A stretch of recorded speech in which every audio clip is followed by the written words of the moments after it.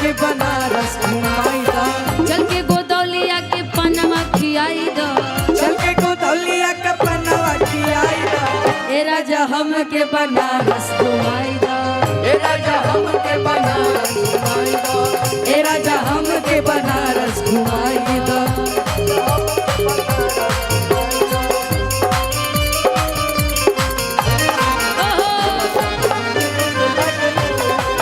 कश्मीर के फ्रूट लगलू,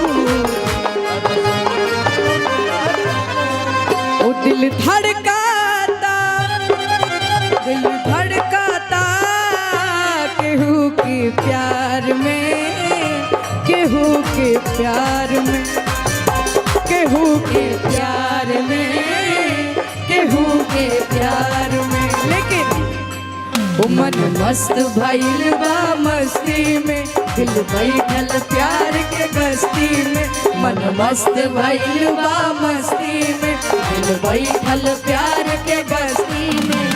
रहे लयकिया तोहरे इंतजार में, दिल धड़कता, दिल धड़काता केहू के प्यार में, केहू के प्यार में, केहू के प्यार में, केहू के प्यार में।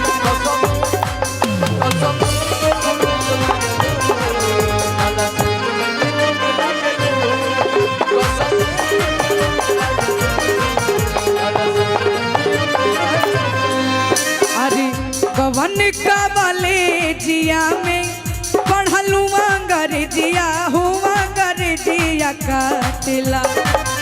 अरे कवन कवले जिया में पढ़लू अंग्रेजिया, हुआ अंग्रेजिया काटला। तो हमसे रूसनाई करे जाई करे जब फाटेला। तो हमसे रूसनाई करे जाई करे जब, लेकिन ऐसे ना कैसे।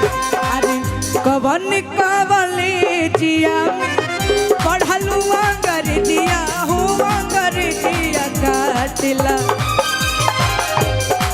कवले जिया में पढ़लू अंग्रेजिया, हो अंग्रेजिया काटला। तो हमसे रूसनाई करे जाई करे जब फाटे।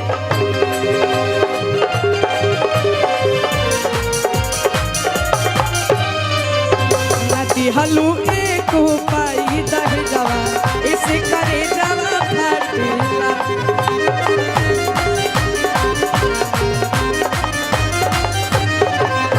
कहियो न कहियो हमरा,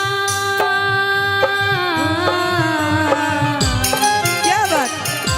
कहियो न कहियो हमरा नौजरी के बार से शिकार हो खबर।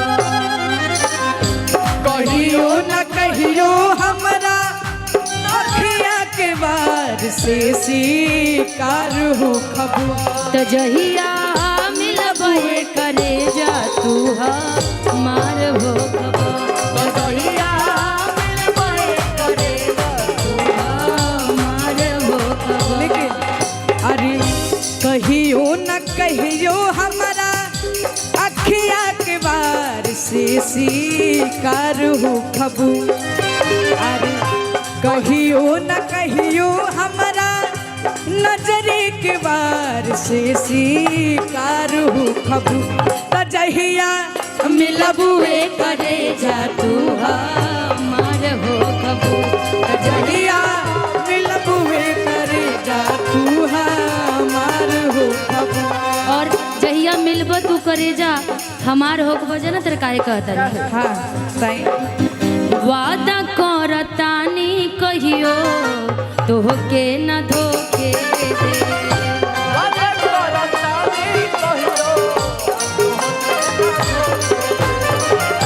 जियते जी अपना केहू और के न होके दे।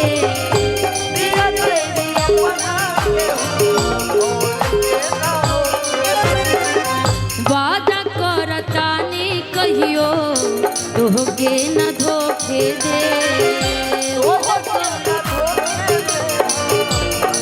के न धोखे दे, जियते जी अपना केहू और के न होके दे, जियते जी अपना और के न होके, हमसे मिले अइबा नाही, जियरा जुरइबन बेरा पार हो खबर। हमसे मिले अइबा नाही, जियरा जुरइबन बेरा पार हो खबर। त जहिया मिलबे करे जा तू हमार हो खबर। त जहिया मिलबे करे जा तू हमार हो खबर। भैया लेकिन बड़ी प्यार से कहे कि बता बाप रे, मैं तबला तबला ढोलक ढोलक तो सुनी थी, ये झाल और ये क्या कहते इसको, हथौड़ी, छोटी हथौड़ी। हथौड़ी हथौड़ी कौन खेलता है? अच्छा ये भी सुर है ना? आपको मालूम नहीं, ये भोजपुरिया इंस्ट्रूमेंट है। हाँ। देश में दो ही दाढ़ी हुए, एक चंद्रशेखर जी जो नहीं रहे और एक मैं। कुंवारे भी दो रहे, एक अटल बिहारी वाजपेयी और एक मैं। गलती से कोई कोई एक हथौड़ी मार दिए ना तो फिर ऐसे ही मनोज तिवारी जी के साथ 35 साल से साथ है। अभी तक देश का इकलौता आदमी हूँ जो एक बीवी दो बच्चे। Mobile number 3। एक बीवी दो बच्चे। हाँ। अच्छा आप इकलौते इंसान? और क्या आज के युग में। अच्छा सुन रहे हो ना, एक बीवी दो सॉरी एक बीवी दो बच्चे। कि गैला तू बराई, आरे तू बराई गैला राजाऊ, ये राजाऊ ऐसे ना पूरा भोजपुरी खाट में उनको ले करके अब इधर आइए आइए। कि गैला दुबराई,